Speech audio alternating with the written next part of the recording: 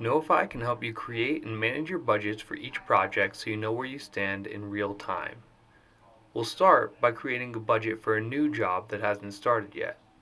We'll click Add New Contract Job and set this up just like any other project. But what's most important here is to select this professional style for job costing. This means that we'll be setting up a budget before we quote a price to the client. Once we start this project, it'll pull us into Plan and Track, and it'll be in our edit mode. You'll see that right now the budget's 0 because we haven't entered anything yet, but we're not tracking costs to date. I'll start by adding a job phase. I'll give it a name, and next it'll prompt me for the materials budget. I'll just write in a lump sum value for this one so we have a dollar figure to track against.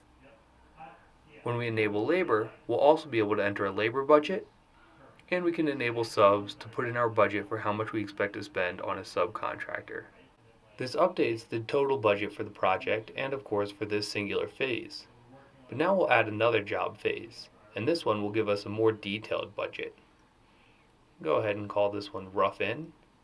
And instead of just writing in a lump sum dollar figure for my materials budget, I'm going to click where it says add materials.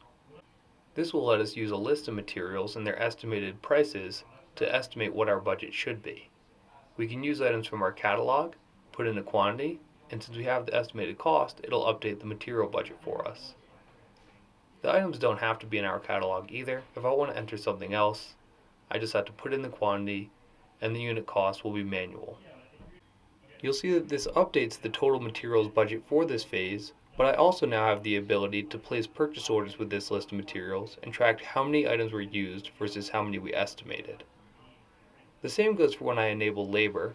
I can click this add role/resource, and instead of just putting in a lump sum, I'll choose individual types of workers we'll need, and their estimated hourly cost will come in from our admin section. So all we have to do is put in the number of hours that we expect we'll need each type of worker for.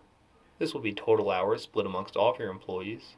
And now we'll have the ability to track total versus estimated hours as opposed to just total versus estimated labor cost.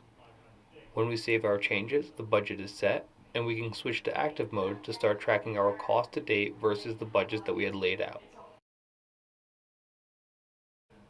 Once the job's active, if we ever need to adjust the budget, we can switch the plan back to edit mode, and this will allow us to adjust any of the figures that we entered when setting up our initial budget on this project.